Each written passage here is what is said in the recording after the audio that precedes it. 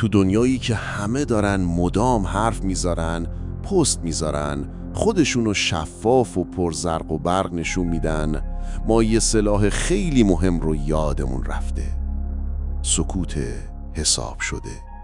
وقتی همه دارن نقشه هاشون رو لو میدن، افکارشون رو جار میزنن و هرچی تو دلشونه میریزن بیرون، اون کسی موفقه که بفهمه کی باید خفه شه و اون سکوت رو مثل یه اسلحه استفاده میکنه.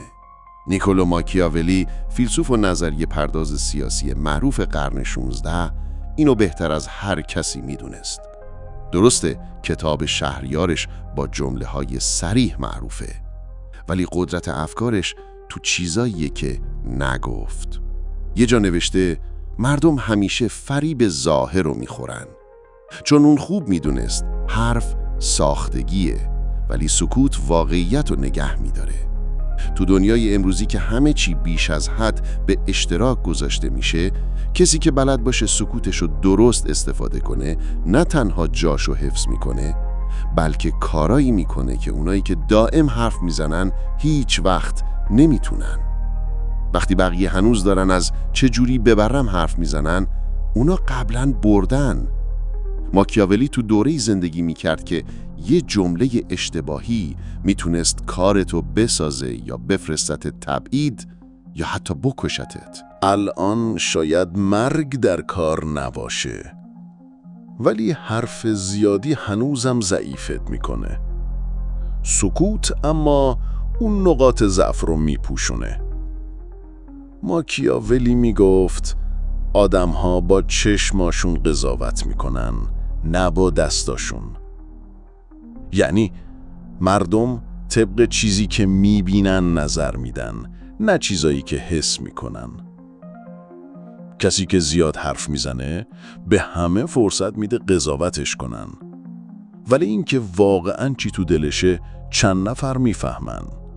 خیلی کم. هر حرفی یه قیمتی داره. وقتی یه چیزی میگی خودتو بهش میبندی. نیتاتو که لو بدی، دیگه برگردی حرفتو عوض کنی، میشی کسی که دروه یا قابل اعتماد نیست. ولی اگه نقشتو با سکوت بپوشونی، آزادی داری هر وقت خواستی بی توضیح مسیرتو عوض کنی. حرف زدن ذهنتو لخت میکنه. هرچی بیشتر توضیح بدی، بیشتر نشون دادی چجوری فکر میکنی. این یعنی طرف مقابل میتونه راحت‌تر پیش بینیت کنه، هدایتت کنه یا حتی علیهت استفاده کنه. ماکیاولی میگفت اگه میخوای بفهمی یه پادشاه چقدر باهوشه، به دور و بریاش نگاه کن.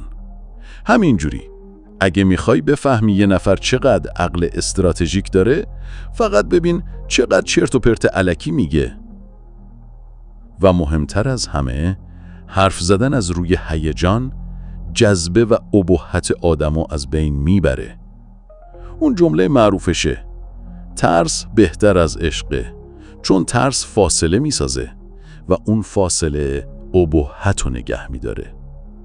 رهبری که هی هر چی فکر میکنه میگه، هی توضیح میده، هی توجیه میکنه، کم کم تبدیل میشه به یکی مثل بقیه. تو همین دور و زمانه هم میتونی ببینی و آدم معمولی هیچ وقت اندازه ی آدم خاص احترام نمیگیره. اون همکارت که تو هر جلسه یه چیزی میگه، کم کم حرفاش بی اثر میشه. اون کسی که همه چی زندگیشو تو شبکه‌های اجتماعی میریزه، اولش شاید جذاب باشه، ولی کم کم قابل پیشبینی و تکراری میشه. اون معامله‌گری که طاقت سکوت رو نداره و زود امتیاز میده، در آخر بازنده است. اون رهبری که به هر انتقادی جواب میده، فقط داره منتقداشو جدی‌تر و خودش رو سبکتر نشون میده. ماکیاولی این شفافیت و پرحرفی مدرن و نه نشونه صداقت، بلکه یه اشتباه استراتژیک میدید. یه جور قدرت سپاری داوطلبانه. اطلاعات میدی، ولی در عوضش چیزی نمیگیری. سکوت ماکیاولی فقط ساکت بودن نیست، یه تکنیکه. یه مدل از ارتباط آگاهانه و هدفدار. اگه بفهمید چند مدل سکوت داریم، اون وقت میفهمید چقدر میشه باهاش کار کرد. ماکیاولی یه جا گفته بود باهوش همون اول انجام میده، احمق آخرش. آدم احمق اول حرف میزنه، همه چیو لو میده، ولی چیز خاصی درباره بقیه نمیفهمه. آدم باهوش اول ساکت میمونه، میذاره بقیه خودشونو لو بدن، بعد تصمیم میگیره چی کار کنه. این همون برتری اطلاعاتیه که خیلیا ندارن. وقتی بقیه دارن از خودشون حرف میزنن، تو داری بدون اینکه چیزی لو بدی اطلاعات ارزشمند جمع میکنی. مخصوصاً توی معامله ها این اصل طلایی خودشون نشون میده. اولین کسی که حرف میزنه بازنده است. تا حالا فکر کردی چرا کسایی که بیشتر گوش میدن بهتر از بقیه موقعیت ها رو میفهمن؟ اونایی که قبل از عمل کردن نقششون رو واسه همه رو میکنن معمولاً به جایی نمیرسن. دلیلش ساده است: سکوت استراتژیک. ماکیاولی خوب میدونست که قدرت فقط توی واقعیت نیست، توی برداشت مردمم هست و گاهی سکوت قوی ترین ابزار برای ساختن این برداشته. جملهش معروفه: یه پادشاه باید هم مثل شیر باشه هم مثل روباه، چون شیر از تله ها سر در نمیاره و روباه هم نمیتونه جلوی گرگا از خودش دفاع کنه. روباه زرنگه چون میدونه کی باید حرف بزنه و کی نباید. وقتی تو سکوت میکنی، بقیه خودشون شروع میکنن جای خالی اطلاعاتو با فرضیاتشون پر کنن و بیشتر وقتا این فرضیات به نفع تو تموم میشه. یه رهبر وقتی فقط تو مسائل مهم حرف میزنه، هر کلمش ارزش داره. کسی که جواب هر انتقادی رو میده معمولی به نظر میرسه، ولی اونی که فقط وقتی لازم حرف میزنه قدرتمند و با اعتماد به نفسه. تو هر حوزه‌ای تأثیرگذارترین ها کم حرف میزنن ولی هدفدار. یه مدیر ناپخته مدام حرف میزنه، ولی یه مدیر عامل فقط چند کلمه میگه و تصمیم میگیره. کسی که اعتماد به نفس نداره هی توضیح میده، ولی اون که مطمئنه خیلی ساده و شفاف حرفشو میزنه. رهبر نگران به هر نقدی واکنش نشون میده، ولی رهبر قوی فقط وقتی فایده داشته باشه حرف میزنه. اگه میخوای بدونی چجوری سکوت استراتژیک رو به نفع خودت استفاده کنی، همین الان عذر شو. ماکیاولی گفته بود وقتی انتخاب سخته، بهتره به جای اینکه دوستتون داشته باشن ازت بترسن. ولی این فقط انتخاب بین عشق و ترس نیست. این یعنی تو باید همیشه تو موقعیتی باشی که بشه برداشتای مختلف ازت کرد. وقتی هیچی رو شفاف نمی کنی، مردم با امیدها یا ترساشون جای خالی رو پر میکنن. و تو با این تکنیک حتی میتونی با دو دسته آدم کاملا متفاوت همزمان ارتباط بگیری. چون خودتو محدود به یه برداشت نکردی، هم دستت باز میمونه، هم میتونی اگه لازم شد حرفتو عوض کنی. سیاستمدارا استاد این تکنیکن.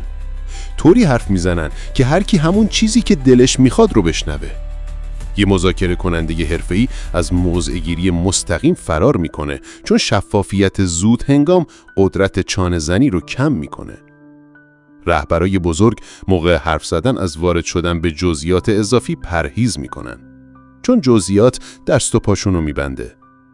یادت نره، سکوت استراتژیک یعنی دروغ گفتن نیست، بلکه یعنی زودتر از وقتش همه چی رو روشن نکن، چون معمولاً خودت به ضرر خودت کار کردی.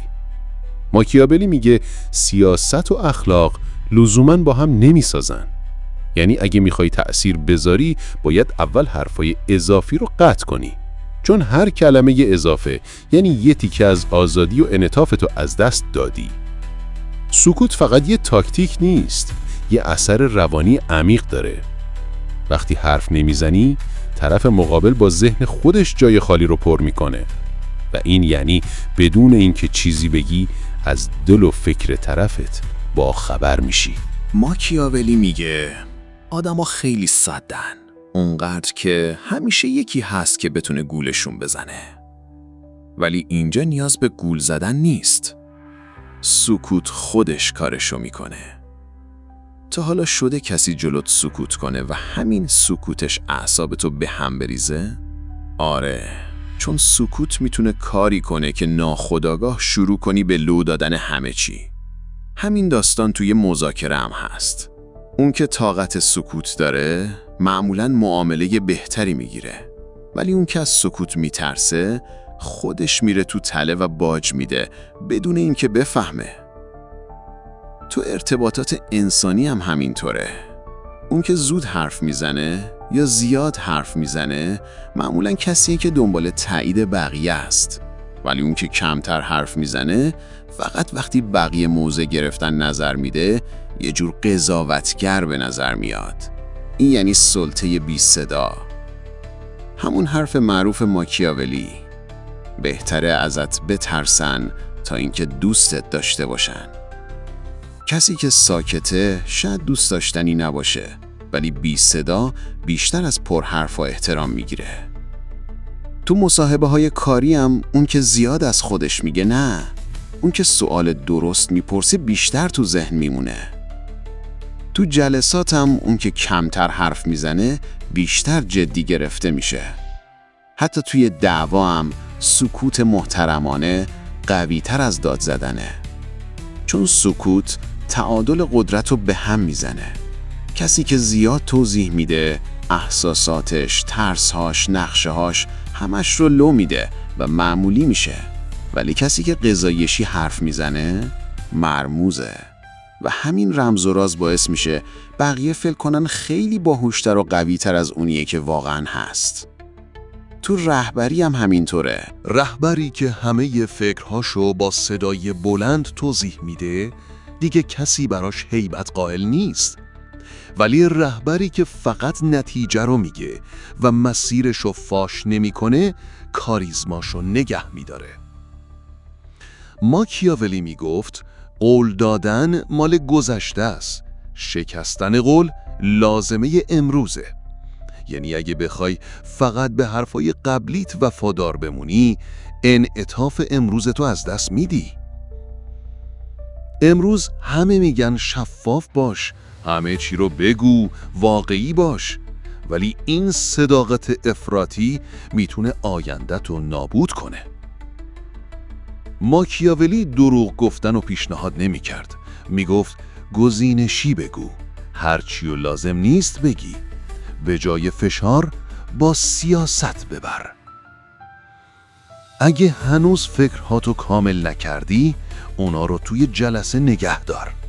اگه به احساساتت مطمئن نیستی لازم نیست زود اعتراف کنی. اگه آیندت هنوز روشن نیست، جزئیاتشو واسه خودت نگهدار. چون کسی که کامل خونده شده باشه راحت کنترل میشه و کسی که قابل پیشبینیه هرگز اثرگذار نیست. ماکیاولی میگه تو حرف نمیزنی چون نیاز داری خودتو تخلیه کنی، حرف میزنی چون هدفی داری. سکوتت از ترس نیست، از هوشه. سکوت همیشه از ضعف نمیاد، گاهی یه استراتژی قدرتمنده. ولی سوال اینجاست این سکوت استراتژیک دقیقاً چطور اجرا میشه؟ لزومی نداره کاملاً ساکت باشی. فقط کافیه قبل از حرف زدن از خودت بپرسی آیا این حرفی که میخوام بزنم از سکوت مفیدتره؟ قبل از اینکه موضع تو توی بحث مهم اعلام کنی ببین بقیه چی فکر میکنن. قبل از قول دادن سوال بپرس. قبل از توضیح دادن گوش بده و فقط به حرفای گفته شده توجه نکن. به اون چیزی که گفته نمیشم دقت کن. ماکیاولی یه جمله معروف داره: شیر نمیتونه از تله ها در امان باشه و روباه هم از گرگ ها. پس یه رهبر باید هم روباه باشه هم شیر. روباه بودن یعنی اول اطلاعات جمع کنی ولی خودتو لو ندی. این روش توی مذاکره ها عالی جواب میده، چون همیشه قرار نیست خودتو بشناسی. باید بدونی مرزهات کجاست و چی برات مهمتره. توی محیط کاری هم همینه. اگه بفهمی مردم رو چی حساسن، دنبال چیان، نه تنها تنش نمیسازی، بلکه یه میدان اثر قدرتمند هم درست میکنی.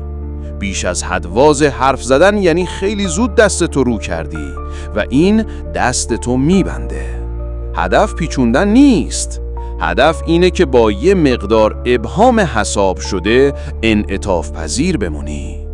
ماکیاولی میگه یه پادشاه باید زود اعتماد نکنه و عجولانه عمل نکنه و هیچ وقت نباید ترسشو نشون بده. این صبر اسمش منتظر موندن هوشمندانه است. یعنی تا وقتی موقعیت مناسبه حرکت نکن. و توی رهبری چی میشه؟ هدفتو مشخص کن ولی نقشتو مبهم بذار. اگه شرایط تغییر کرد هنوز فرصت داری مسیرتو عوض کنی. توی رابطه هاتم همینطوره. بگو هدفت یکیه ولی نگو چطور میخوای بهش برسی. توی رقابت ها برنامه تو برای خودت نگه دار. حواستو بذار رو فهمیدن برنامه رقیب. سکوت و نشونه ضعف نبین، یه ابزار قدرتمنده. بیشتر آدما از سکوت تو مکالمه ها خوششون نمیاد. برای همین سریع میخوان پرش کنن و همین لحظه است که خودشونو لو میدن. تو این لحظه ها اگه بلد باشی ساکت بمونی یه برگ برند داری، مخصوصاً توی مذاکره ها. یادت نره وقتی موضع تو گفتی دیگه توضیح اضافه نده. ساکت بمون. عقیدتو گفتی عقب نکش، بذار طرف مقابل حرف بزنه. تو فقط گوش بده. توی بحث و دعوا اگه کسی نقدت کرد نپر وسط حرفش، دفاع نکن، فقط گوش بده. اینجا سکوت یه سلاحه نه یه سپر. توی رهبری وقتی تصمیم گرفتی نیازی به 1000 جور توجیه نیست. تصمیمت خودش یه بیانیه است. اگه زیادی بخوای توضیح بدی اعتبارتو پایین میاری. ماکیاولی نگفت که هیچی نگو، گفت فقط بدون کی حرف بزنی و چقدر بگی. تو دنیایی که همه هر چی دارن رو میریزن روی میز، کسی که حساب شده و به موقع حرف میزنه سریع جلب توجه میکنه.